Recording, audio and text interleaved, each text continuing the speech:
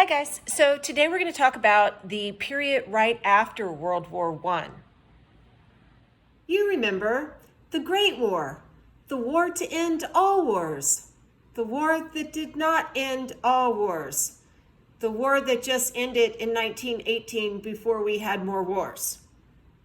Towards the end of World War I, because of all the civil liberties abuses in the United States that will just kind of not stop but move into the first Red Scare, you're going to find some Americans starting to get a little cynical about government. So let's talk first about what this first Red Scare was. Nicholas II was the leader of Russia during World War I. He was also the last Tsar of the Romanov dynasty. Here you see him pictured in 1913 with his wife Alexandra, his 4 daughters, and his young son. Now, you may not know a lot about the Romanovs, but perhaps if you like Disney movies, you have seen a Disney princess named Anastasia. She is based on one of Nicholas's daughters, and in the film that came out in the 1990s, she's able to vanquish an evil wizard named Rasputin and claim her place in a palace so that she can live happily ever after. Unfortunately, this is a children's story, and Disney is absolutely horrible with history. The real history of the real Anastasia is much darker. She was murdered along with her family in a basement in 1917 by communist revolutionaries. She was first shot and then bayoneted. Then her dead body was taken to the woods where it was set on fire. It was then tossed into a mine shaft along with the bodies of her sisters, her brother, and her parents. All of them were covered with acid as the communist revolutionaries tried to cover up their war crimes. Ultimately, Vladimir Lenin, who led the Bolsheviks during the revolution, will win a civil war in Russia and eventually establish the USSR, otherwise known as the Soviet Union. And that freaks us out. So for you to understand why, you need to get the context. In part, after World War I, we're going to have a lot of labor unrest. And this is related to the fact that during World War I, we had a great economy, man. It was going gangbusters. All of our factories were just firing full cylinders. We had the great migration of Black workers going from the South to the North because all of a sudden you had jobs, opportunity, things that you could do to kind of move yourself up on the ladder. So in a way, World War I was just really good for us until, young men were dying in it.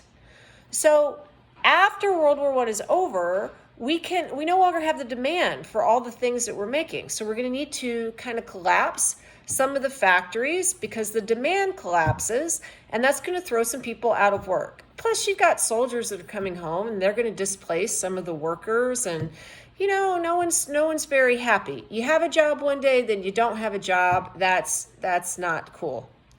So what does that have to do with Vladimir Lenin? Well, there are a lot of Europeans who have come, and soldiers, by the way, U.S. soldiers, who have come with some of these weird, newfangled ideas by this Karl Marx guy. And this is no longer just about theory. They're talking about an actual revolution that actually happened, that pulled down a power construct, and you've got the proletariat in charge, and it didn't look exactly, this revolution didn't look exactly like Marx had predicted. You didn't have industrial workers in Russia. What you had rise up were poor peasant farmers. But no matter, it's scary.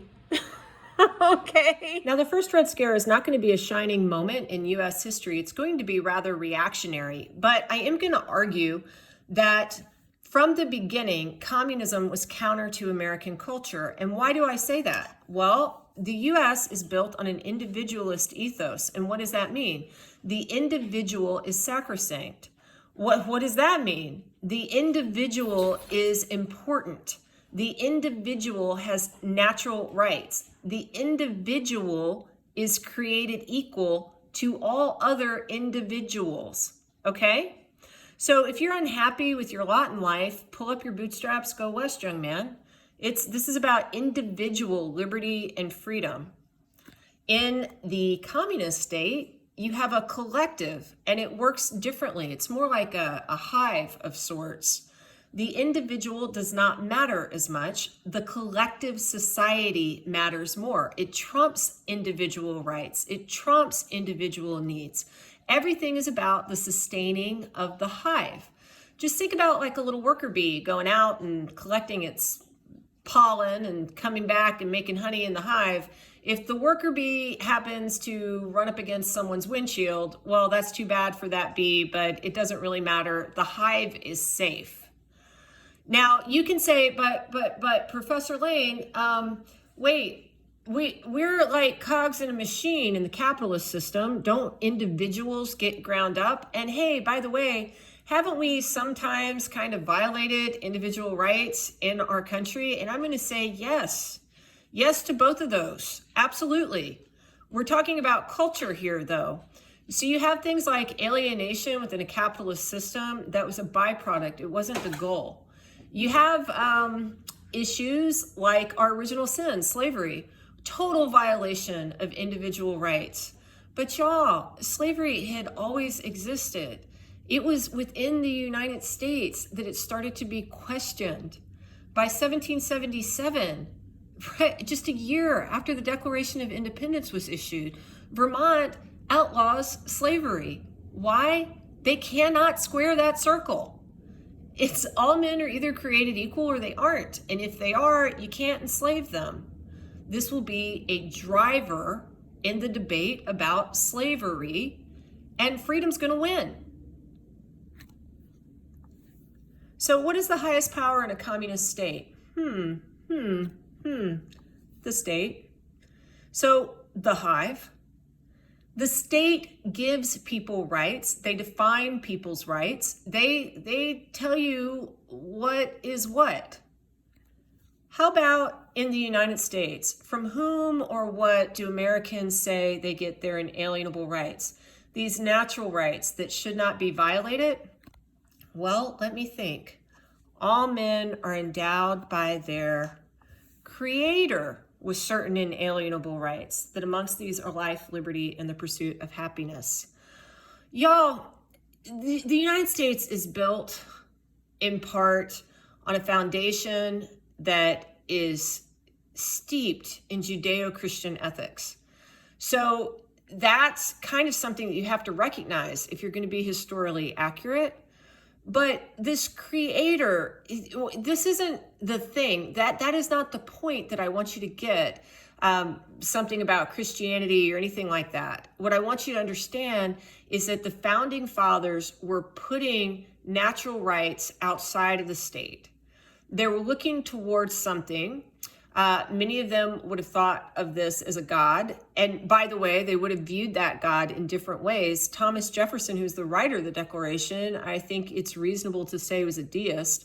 But they were looking at this Creator and saying, yeah, you have something gives you these things that is not the government.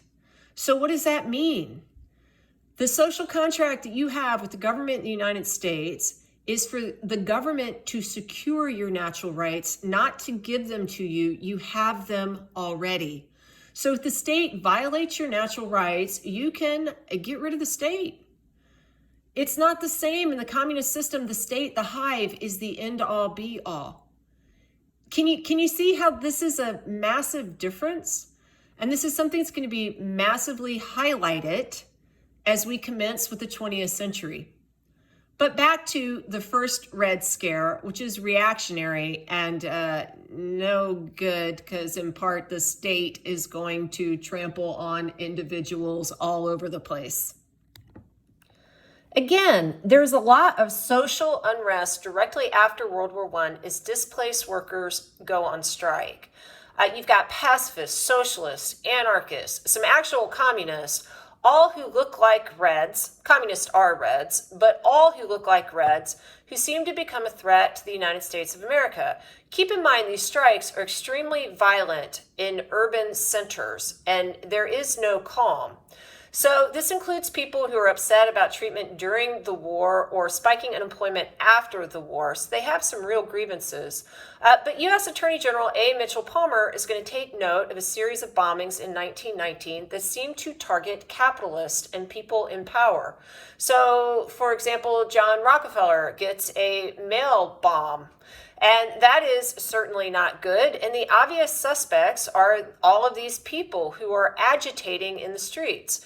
So this gives rise to the Palmer raids. The Palmer raids happened from 1919 to 1920. They give no due process, which is a violation of our Constitution, for hundreds of people who will get gathered up in them. The targets are going to be immigrants, political radicals, anarchists, labor union workers, etc. We're even going to gather up some people like Emma Goldman. She's the person who is on the far left in this picture, and say, hey, M, you don't like the United States? Well, we're going to put you on a ship. It's called the Buford, but we're also going to remember it in history as a Soviet Ark. And we're just going to send you overseas to the Soviet Union where you can cozy up to, Vladimir Lenin. Okay? The problem is there are no trials. Just get on the ship. Alexander Berkman, her lover, also goes with her. He's the guy on the far right. Anyway, a lot of liberty is going to be gone. And in 1920, 11,000 policemen are going to gather in New York to put down what was described by the government as an impending revolution. This is the thing. There are going to be bombs on Wall Street, but there is no revolution. The communists are not rising up. There is not going to be an overthrow of the system. And people are like, we have given up a lot of our freedom for security. So what do you do? What do you do in the United States when this happens? Well, first, you start organizations like the ACLU, the American Civil Liberties Union, to protect individuals. And also, you have a political process. The Red Scare is going to end with an election. Warren G. Harding, who is an Ohio senator, is going to run on a platform that says too much has been said about Bolshevism in America. There is not a red behind every bush. He runs on a platform that promises a return to normalcy after the civil liberty abuses of the Wilson years. One thing you can learn from Warren G. Harding's election is that revolutions in the United States happen at the ballot box. When we don't like something, we change our leadership. So that's important to realize, but there are some really bad first Red Scare legacies. For one, foreign-born immigrants are going to face a backlash. Anarchists are often foreign-born, and communism is viewed as a foreign ideology. With those anarchists, we've had a problem with anarchy forever, but some of these bombs, for example, were set off by anarchists that could be identified. There was an Italian anarchist who tried to blow up the attorney general, but he was very bad at his job. He blew himself up. One thing that's interesting about that is Eleanor Roosevelt and Franklin Delano Roosevelt lived across the street from A. Mitchell Palmer because Roosevelt worked in the Wilson administration.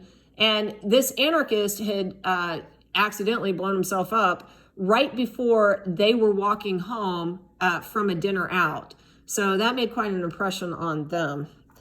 Nativism is going to grow because, again, there's a backlash against foreign-born immigrants. You're going to have stricter immigration restrictions, and that's in part because suspicions about foreign ideology are going to remain after the first Red Scare, but it's also because organized labor is going to push for tighter borders. Hope that helps.